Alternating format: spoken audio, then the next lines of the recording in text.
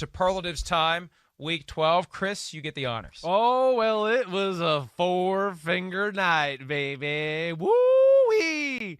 It's been a whole hour, and we haven't talked about one of the two MVP candidates in the NFL football. Oh, Aaron Rodgers. It was a four-finger night because it was a four-touchdown pass night, which leads to a four-finger pour of scotch after.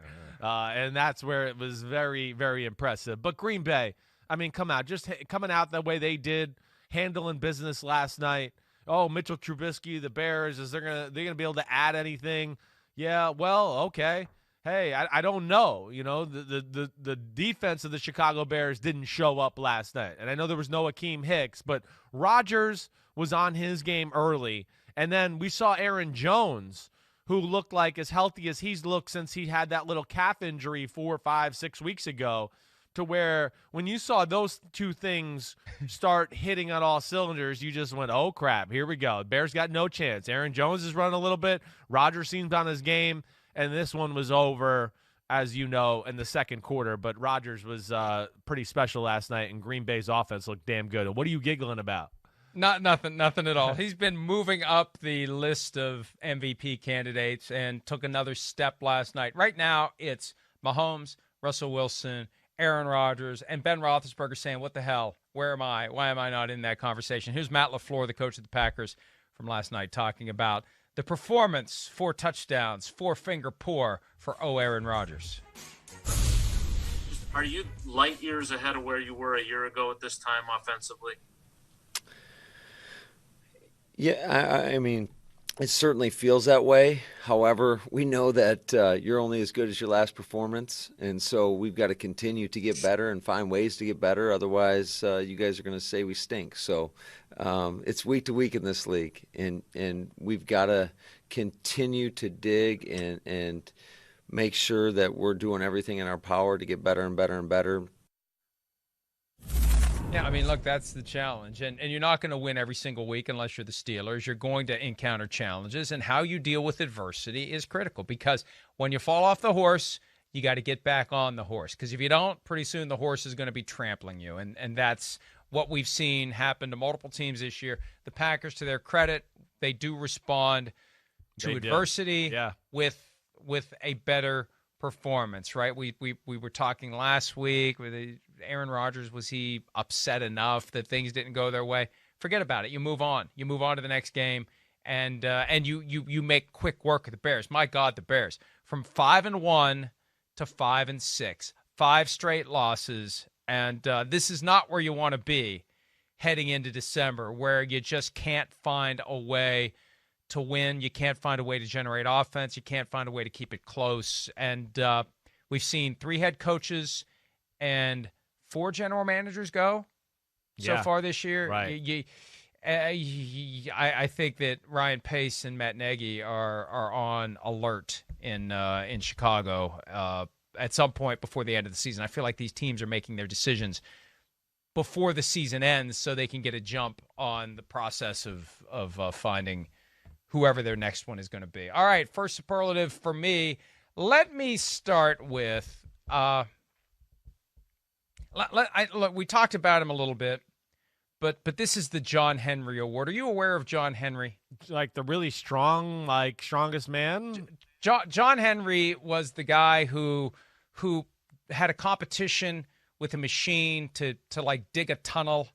And it supposedly, there's 3 different states where it supposedly happened. West Virginia is one of them, so we will claim that John Henry at the Big Bend Tunnel did his thing here, where he beat the machine and died of exhaustion, although, it's all legend and fable and myth. But Derrick Henry is John Henry. Derrick Henry is the guy who will just go and go and go and go. And the Titans need to ride Derrick Henry, hopefully not until he dies of exhaustion, but ride him and ride him and ride him as long as they can. It is clear. It is obvious.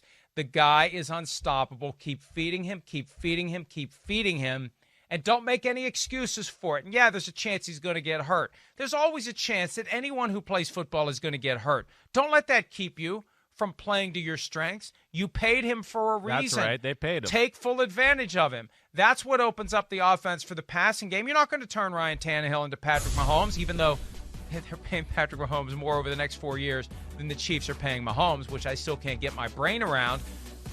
Derrick Henry is your guy. You know, when they started off strong, Chris, there was an argument to be made. Henry for MVP, Tannehill for MVP. And Henry was on PFTPM making the case for Tannehill for MVP. No one's making the case for Tannehill now. It's Derrick Henry. And if the Titans want to get as far as they possibly can, if they want to get back to the AFC Championship game and beyond, it's going to be Derrick Henry week in and week out, period. That's where it all starts. It is. He's the driving force for their offense and, hey, for their defense, who's not been great this year, but, you know, starting to show some signs that it's getting better. You know, he buys them time, too, with them staying on the field and making plays and putting them in a position of power all the time with the lead and all of that. He's amazing.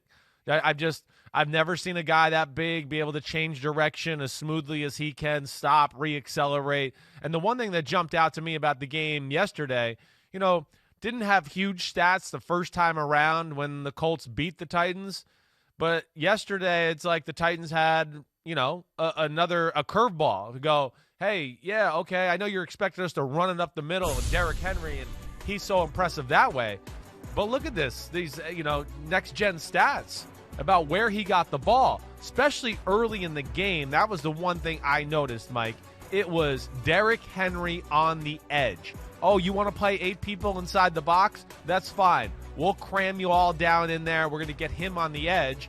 And that's where he was very special, especially early on. And then once they got them spread out that way, man, he started smashing them up the middle with the run game there too. But really impressive win by the Titans. Tannehill, A.J. Brown. I mean, the Titans are dangerous. They can make plays and drive down the field in a hurry with their pass game or their run game. Very explosive, even though they're a run-first offense and run-first team. I'm intrigued by the fact that he was running so well to the outside because in most games, when they try to do that, that's when you see him unable to get that head of steam that he needs, and he gets knocked down before he can really do anything, and it's always up the middle where he does most of the damage. He blasts through the first level and either runs over or runs past the guys in the second and third levels. If a defense is going to give them the opportunity to hit the edge, and if he can get to the edge, then, yeah, that's going to diversify the offense and make them even more dangerous down the stretch. And the thing about the Titans, once we all climb on the bandwagon collapses a little bit. So let's see if they can keep this going. They've got the Browns this week, and the Browns are desperate to show that they can win a game that they're not supposed to win. They keep winning the games they're supposed to win. They are 8-3, and this could be one of the best games of the weekend if the Browns can show that they have a way to slow down the Titans a little bit and also beat the Titans at their own game. Run the ball, ball. I mean, this is 1972 next week when the Titans and the Browns get together. It is. It's similar styles. It's going to be a clash of wills there. I think Tennessee's for real, though. I think they figured it out, Mike, to where, like, we're not going to see any more of these lulls during the season. We've seen the defense play better lately. And then with Derrick Henry, the receivers healthy now, A.J. Brown, Corey Davis, all of that. I just think there's too many weapons on their offensive field, on their offensive side of the ball. And then if they can get, that outside run game going and things like that, man, they're going to be hard to defend because it's not a complicated formula, but it is hard to defend with the way they stretch the field in the pass game and that run game. So Titans hot. I'm liking the way they're looking, certainly. I'm a believer. I know that. All right, superlative number 2. Well, I mean, I think I don't even know what to call it. I've been trying to, but the Dirty South beatdown, did you see that Dirty South beatdown that what happened down in Atlanta? I mean, you're supposed to travel down south. Your whole team isn't supposed to just, go down south and crash and burn. Holy crap. I mean, the Raiders, talk about, a tale of 6 days. And, the Chiefs beat the Raiders twice. Oh, we were only a score away from beating the Chiefs. We're great. We're pretty good. We're almost one of the best teams in football. Oh, no, you're not. Sorry. I mean, they just failed to show up yesterday in that game against the Atlanta Falcons. Sloppy, got whooped physically, couldn't convert 4th and 1s, fumbles by Josh Jacobs, Derrick Carr, strip sack fumbles, pick six. I mean, that was a disappointing effort. I mean, it's the NFL. We know you can lose on any Sunday, but 43-6 to the Falcons? That's like shocking and embarrassing, and I just can't believe we saw that of the Raiders football team. Yeah, I can't either. Look, I thought the Raiders would quickly reestablish themselves because there was a bright silver lining coming out of the loss to the Kansas City Chiefs, and maybe they got blinded by that silver lining. Maybe they thought they were now at the position where it's easy. We can make it happen. We don't need to scratch and claw and fight and grind. We can just show up and beat this team. And, you know, we joked last week about the fact that John Gruden was fired in Tampa for Raheem Morris a decade ago. You made a point yesterday that, you know, it's easy to see. It's easy to see this after the fact. I know. But Raheem Morris may know a thing or two about John Gruden's offense. It's kind of the reverse of what Gruden did to the Raiders in the Super Bowl the year after he went to the Buccaneers. He knew everything there was to know about what the Raiders were doing. Raheem Morris retained a lot from his time working for John Gruden, and you know, maybe now we know why the Buccaneers fired Gruden and elevated Morris. Well, that's what's always scary about the personal aspect of the coaching matchups, right? Where we already talked about like Shanahan and McVay, and Shanahan seems to have a good feel for what McVay's offense wants to do, and him and Saleh have game planned and figured out how to slow that down. You know, same thing here, man. I mean, you know, that coaching staff we had down in Tampa on the defensive side of the ball with Raheem Morris and Mike Tomlin and Rod Marinelli and Monty Kiffin. I mean, it was every day a battle against that defense, and that defense was breaking down Gruden's offense. And as we saw yesterday, it was kind of all over some of their bread and butter type plays. And I think that's where I thought Atlanta could keep it close and ultimately lose the game. But instead, they dominated the football game. And this one was over just about at halftime.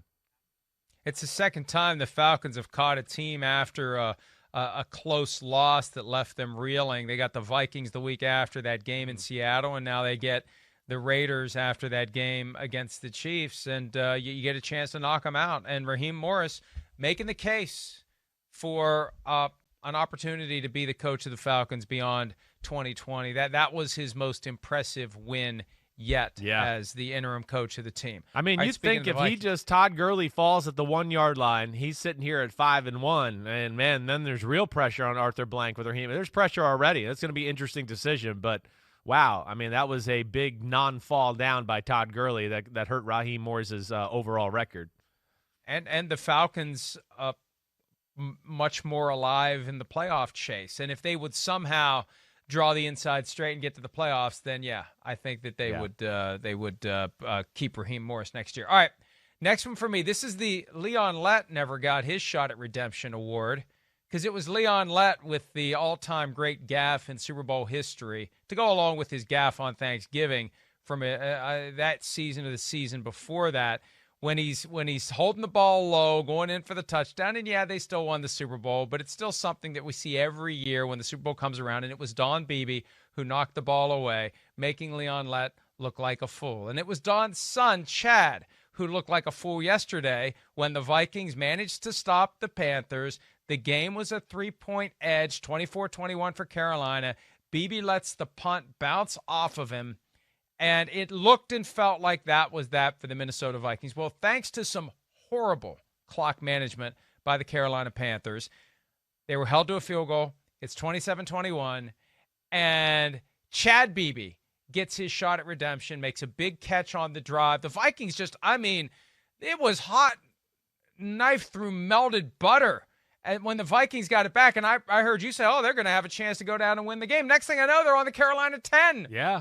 And it's Chad Beebe, his first NFL touchdown catch. See, it was all the setup for the dramatic conclusion. The fumble was just the setup to make it even better. But Chad Beebe catches the pass that wins the game. And even after that, it wasn't in the bag, and it took a 53-yard missed field goal by Joey Sly to secure the win for the Vikings. But I felt good for Chad Beebe to get a chance to redeem himself so quickly, because that would have been a very long week and maybe beyond if Chad Beebe didn't get a chance to make things right after fumbling that punt. Yeah, I mean, definitely. And it just, Minnesota, and Mike Zimmer, the way the Vikings keep fighting, Kirk Cousins, yeah, it was ugly in the first half and things, but, I mean, hey, he was clutch. A lot of big throws he's making. And I don't always sit there and go, oh, he's been given the gift of, like, schematical creativeness where guys are just wide open all over the place. Hey, we know they want to run the ball. They're pretty simple as far as how they throw the ball. They're aggressive down the field. I mean, hey, our man Justin Jefferson up there, he is phenomenal, and they found ways to get other guys the ball. That's where I really thought they would struggle throwing the football, especially if Dalvin Cook couldn't run. And Dalvin Cook didn't run all that well, but, man, they made plays in the passing game, and I got to give Kirk Cousins a lot of credit like that. I mean, he comes up firing, and he made some big throws in the fourth quarter to help them win that football game. I talked to Peter King last night, and sometimes in a conversation, he will just jump right in to the question. And the first thing he said to me, next 5 years, pick one of these two guys, Justin Jefferson or Stephon Diggs, setting aside the financial realities, because that's gonna skew you toward Jefferson. Setting aside the contract, next 5 years, Jefferson or Diggs, who would you want? Yeah, I would go with Jefferson. I would. From what I've seen to this point, Jefferson's special, and he's younger, and he's bigger than Stephon Diggs, and I love Stephon Diggs. I mean, there's no doubt. I look at him as being one of the 10 best receivers in football right now. But Justin Jefferson's one of those guys that could be also in the top 10 when we start next year. I mean, there's no weakness to his game. That's the thing that I loved about him with LSU. Jump balls, route running, running after the catch, breaking tackles, all of those things. Oh, run blocking. Yeah, we only play 2 receivers. You got to block for Dalvin Cook. He does everything. He's a really awesome guy and a really awesome football player. And, I think I would favor him, especially just because, more than not, just because he's so young right now and not even close to his prime yet. You mentioned Todd Gurley falling down and still landing in the end zone and how that hurt the Falcons. That's a more obvious blunder than Justin Jefferson last week. He had that crosser against the Cowboys as the Vikings were trying to drive down and tie the game, and he was running with it before he caught it. Oh, I know. My God, if he had secured moment. That, they could be riding what would it be now, a 5-game winning streak? Yeah. All right. Vikings not dead. We know that. I don't know where to even – I have no nickname. I just want to go, don't forget about this guy, all right? And that's like Chubb, all right? I don't know what the hell to say. We don't talk about Nick Chubb enough and how talented he is, but just like we talk about with Derrick Henry and the Titans, I mean, Chubb is, I feel like sometimes the forgotten man at running back. Maybe that's what I need to call it, the Forgotten Man Award, because he is one of the best running backs in football, and – they, just like the Vikings or the Titans, everything is about Chubb and the run game. And if that's successful, man, then we're pretty successful everywhere else. But in a day yesterday where that Jaguars team moved the ball up and down the field on the Browns, made it a football game, Chubb's ability to run, make big plays, and Baker Mayfield, even though he had a few throws where I went, man, how did he miss that? He made some awesome throws throughout the football game too. And Cleveland, hey, at least they will say this. They're not falling asleep at the wheel. Even though they're not impressive, they keep winning football games. For the most part, have won all the games they should win. I don't know if I sit here and go, I think they're going to win a bunch of games in the playoffs, but I think they're certainly a playoff caliber team, and it's looking like they're going to get in here, no doubt. I'm amazed. It's 23 minutes after the hour, our second hour of the program today. You have yet to mention your boy Blue today. I know. Are you feeling all right? I am. I wasn't. He's right here. I wasn't sure how to come up with. I was still thinking on the fly as far as a superlative for that game.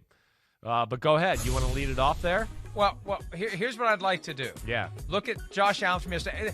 The numbers were not quite what we thought they would be. The Bills had 2 weeks to get ready for the game. They had to recover from the Hail Murray, and they couldn't get right back on the horse. They had to wait. And Justin Herbert, he had another 300-yard passing day. He is doing exactly what Joe Burrow was doing before he got injured, which is lighting up the league, and Herbert likely will end up being the offensive rookie of the year. Yeah. Let's do this, though, because I spoke to Allen after the game about a variety of topics. Let's put a Hi, I'm Mike Tirico, and thanks for watching.